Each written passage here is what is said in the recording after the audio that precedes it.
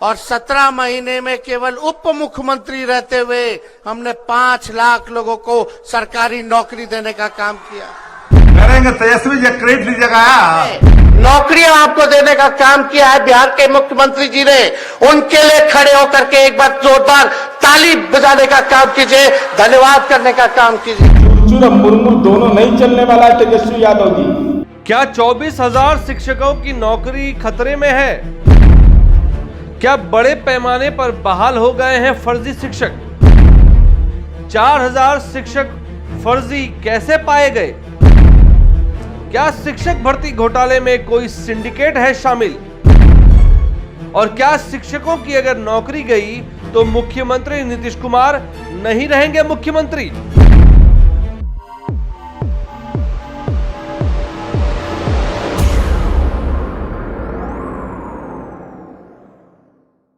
बिहार में शिक्षक भर्ती घोटाले को लेकर काफी बवाल मचा हुआ है।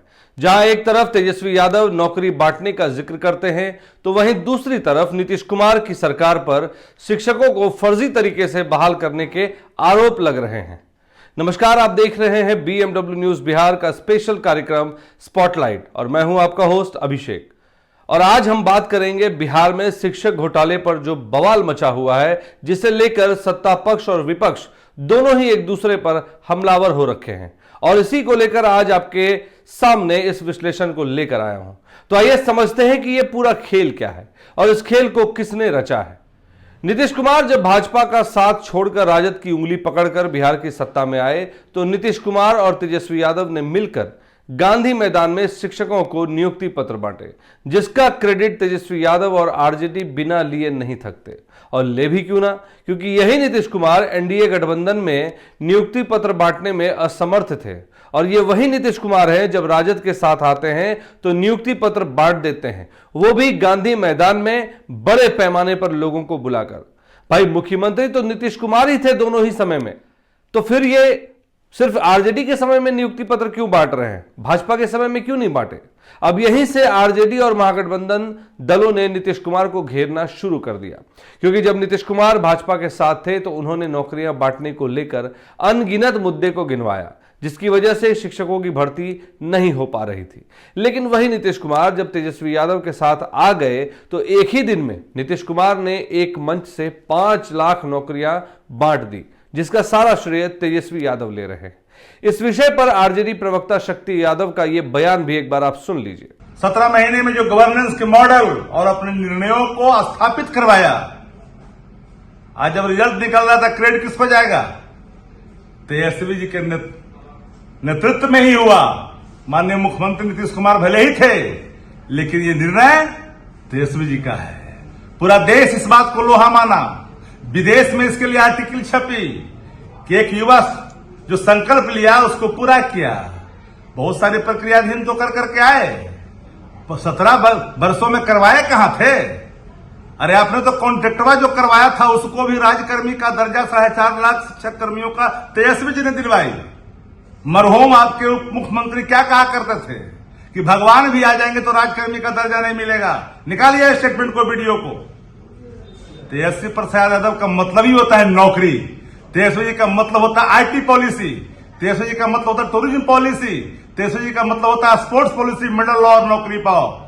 तेजस्वी यादव जी का मतलब होता है खेल मंत्रालय। 17 महीनों में एक ऐसी लकीर, उस लकीर को देश ने भी स्वीकार किया कि इस बंदे में जज्बा है, अपने कर्तव्यों पर खरा उतरने वाला है, अपने वचनों पर खरा उतरने वाला नेता का नाम तेजस्वी यादव है। अखनी लग रहा है कि हम क्रेडिट ले लें।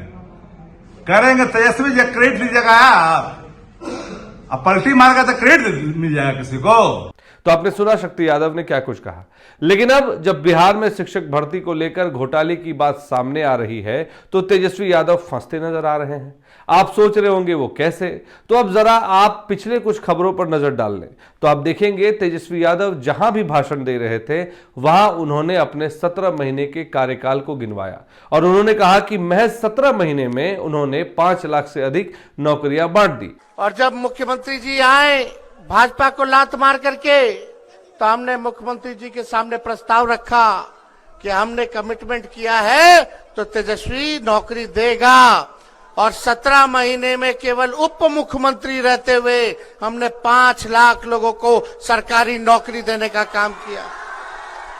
अब जब नौकरी बांटने को लेकर घोटाले की बात सामने आ रही है तो नीतीश कुमार की पार्टी जदयू और भाजपा दोनों ही तेजस्वी को लेकर हमलावर होते नजर आ रहे हैं। अब तेजस्वी यादव को एनडीए गठबंधन के लोग घेरने की कोशिश में लगे हुए हैं कि आप तो कह रहे थे कि आपने नौकरियां बांटी हैं, लेकिन नौकरी के नाम पे जब घोटाले की बात आ रही है तो जरा तेजस्वी जी ये भी बता दें कि इस बार कितने पैसे का घोटाला किया गया है। या तो हम सार्वजनिक रूप से स्वीकार कर लिए ना कि माननीय मुख्यमंत्री नीतीश कुमार जी कहने वाले नहीं करने वाले नेता हैं, तो क्या कर रहे थे? जमीन लिखवा रहे थे,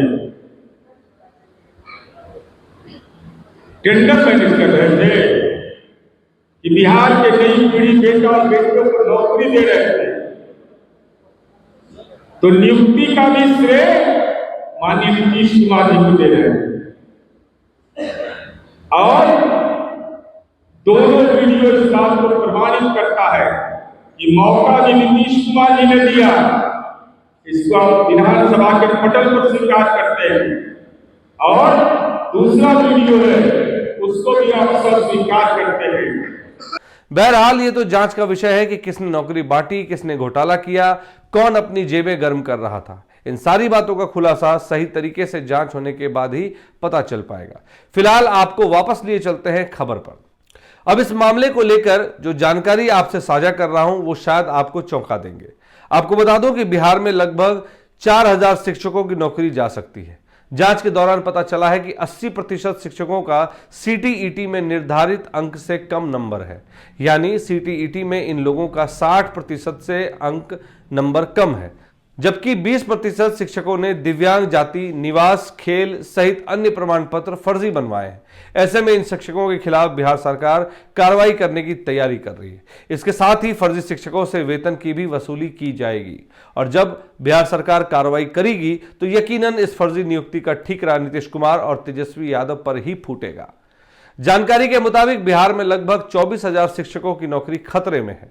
जांच के दौरान उनके 1 से अधिक प्रमाण पत्र फर्जी पाए गए हैं। अब दूसरी बार फिर से एक जांच की जाएगी। इस दौरान भी यदि सर्टिफिकेट का रिकॉर्ड नहीं मिलता है तो उनको बर्खास्त करने के बाद उनके ऊपर कानूनी कार्रवाई की जाएगी। हालांकि जब सक्षमता परीक्षा पास अभ्यर्थियों की काउंसलिंग की गई थी तो पहले ही चरण में ही 96 शिक्षकों की मार्कशीट फर्जी पाई गई थी, जिनके खिलाफ कानूनी कार्रवाई की गई है। आपको बता दूं, सक्षमता परीक्षा पास 1.87 लाख अभ्यर्थियों को 1 अगस्त से 13 सितंबर तक काउंसलिंग हुई थी। इस दौरान 42,000 शिक्षकों की कई कारणों से काउंसलिंग नहीं हो पाई थी, जबकि 3,000 से अधिक शिक्षक काउंसलिंग में अनुपस्थित पाए गए थे। 42,000 में 10,000 से अधिक शिक्षकों का बायोमेट्रिक सत्यापन ही नहीं हो सका था। हालांकि जिन अभ्यर्थियों की काउंसलिंग नहीं हुई है उनको छठ बाद फिर से एक मौका दिया जाने की बात की जा रही है। ठीक है, मौका दिए जाने की बात हो रही है, आप मौका दे दीजिए, लेकिन सवाल तो अब भी खड़ा है कि आखिर में जो फर्जी शिक्षक भर्ती किए गए उसके पीछे किसकी जिम्मेदारी बनती है, किसकी लापरवाही बनती है, और सबसे जरूरी बात, ये 24,000 शिक्षकों की नौकरी पर जो तलवार लटक रही है, अगर ऐसे में वो किसी भी तरह से सक्षमता परीक्षा पास नहीं करते हैं और उन्होंने पहली नौकरी पा ली और आपने उन्हें नौकरी के एवज में तनख्वाह भी दे दी, तो ऐसे में तो सरकार पर भी केस बनता है कि फर्जी लोगों को बहाल करके आपने उन्हें तनख्वाह क्यों बांटी। उन लोगों पर भी केस बनता है जो लोग जानबूझकर ऐसी गलतियां कर रहे थे और बिहार के शिक्षकों के भविष्य के साथ खिलवाड़ कर रहे थे। इतना ही नहीं, जितने लोगों को आप शिक्षक के तौर पर भर्ती कर चुके हैं उनसे अपने बच्चों को पढ़ाने की सेवा ले ली और बदले में उनका सैलरी भी दे दी, और अब यह कहा जा रहा है कि उन सभी शिक्षकों के वेतन की भी वसूली की जाएगी। ये मजाक क्या चल रहा है। खैर, अब यहां से खबर को वापस थंबनेल की ओर मोड़ ले चलते हैं, जिसमें मैंने कहा है कि नीतीश कुमार अब मुख्यमंत्री नहीं रहेंगे। आपको बता दूं, 24,000 शिक्षक बिहार के नीतीश कुमार को बिहार विधानसभा चुनाव में धूल चटाने वाले हैं, और यही बड़ी वजह बनेगी नीतीश कुमार के हार की। जी हां, क्योंकि इसका सारा दोष नीतीश कुमार के मत्थे ही जाएगा, क्योंकि आरजेडी महागठबंधन के साथ जब आप आए थे तब भी मुख्यमंत्री आप ही थे, और जब भाजपा के साथ हैं तब भी मुख्यमंत्री आप ही हैं। एक तो पहले आप नौकरी देते हैं, फिर उसमें नौकरी बांटने को लेकर घोटाले होते हैं, फिर कई तरह के बदलाव होते हैं। पहले आप जनरल तौर पर एग्जाम लेकर लोगों की नियुक्ति कर रहे थे, अब आपने उसमें बीपीएससी के थ्रू नियुक्तियां लेनी शुरू कर दी। मतलब अगर बात करें स्कूली शिक्षकों को तो उन्हें चैन ही नहीं है। वो क्या करें क्या नहीं करें, वो खुद कंफ्यूजन में है। और जब शिक्षक कंफ्यूज होगा तो पढ़ाएगा क्या। और अब जब मामला खुल ही चुका है कि 4000 शिक्षक फर्जी मिले हैं, तो बात आ गई पूरी भर्ती प्रक्रिया पर कि कहीं पूरी भर्ती ही फर्जी तरीके से तो नहीं हुई। तो अब 24,000 शिक्षकों की भर्ती अधर में लटक गई है। पहले से ही शिक्षक लोगों की नाराजगी देखी जा रही थी, अब तो शिक्षकों के परिवार वाले भी काफी नाराज दिख रहे हैं। और भाई हो भी क्यों ना, आखिर में उसी रोजगार से उनके घर चल रहे थे, उसी सैलरी से उनके घर में खाने को राशन आ रहा था। और अब जब आप उनकी सैलरी लौटाने की बात करते हैं तो फिर नाराजगी तो बनती है। बेचारे कहां से लौटा पाएंगे। और ऐसे लोग अपने आप को ठगा हुआ महसूस करते हैं। समय निकल जाने के बाद अब तो उन्हें प्राइवेट नौकरी भी नहीं मिलेगी। प्राइवेट वाले कहेंगे कि आपकी उम्र ज्यादा है, फिर ऐसे शिक्षकों के पास क्या विकल्प रह जाएगा। इस पर ना तो कभी तेजस्वी ने सोचा और ना ही नीतीश कुमार ने, या कभी किसी सरकार ने ही नहीं सोचा। सिर्फ कुर्सी और सरकार कैसे बची रहे इसी सोच में सभी लगे रहे। ऐसे में नीतीश कुमार को अगर शिक्षक लोगों के परिवारों का साथ नहीं मिला तो आप जात पात की राजनीति भूल जाइएगा और तब पता चलेगा कि आपके पीछे से मुख्यमंत्री की कुर्सी ही सरक गई। फिर खेलते रहना नौकरी नौकरी। बहरहाल इस नौकरी वाली बात पर तेजस्वी की छवि को भी धूमिल करने की कोशिश की जा रही है, लेकिन लगता नहीं है कि नीतीश कुमार इसमें सफल हो पाएंगे। शिक्षकों के भर्ती मामले को लेकर आप किसे दोषी मानते हैं और आप इस विश्लेषण को देखने के बाद क्या राय रखते हैं, अपनी बात को कमेंट के माध्यम से हमसे साझा जरूर करें। और बाकी की तमाम खबरों के लिए बने रहें BMW न्यूज बिहार के साथ। धन्यवाद। तमसोमा ज्योतिर्गमय गुरुकुल शिक्षा मंदिर संस्थान के साथ बनाए अपना भविष्य। रेगुलर और प्रोफेशनल कोर्सेज, सेकेंडरी और senior secondary courses, law, teachers training courses, pharmacy and nursing के साथ पैरामेडिकल में डायरेक्ट एडमिशन पाए। वेबसाइट विजिट करें या दिए गए नंबर पर कॉल करें। हमारा पता है गुरुकुल शिक्षा मंदिर संस्थान, कल्याण चौक, DS कॉलेज रोड, कटिहार। हमारा वीडियो अगर आपको अच्छा लगा हो तो आप हमारे वीडियो को लाइक करें, शेयर करें और हमारे चैनल को सब्सक्राइब जरूर करें।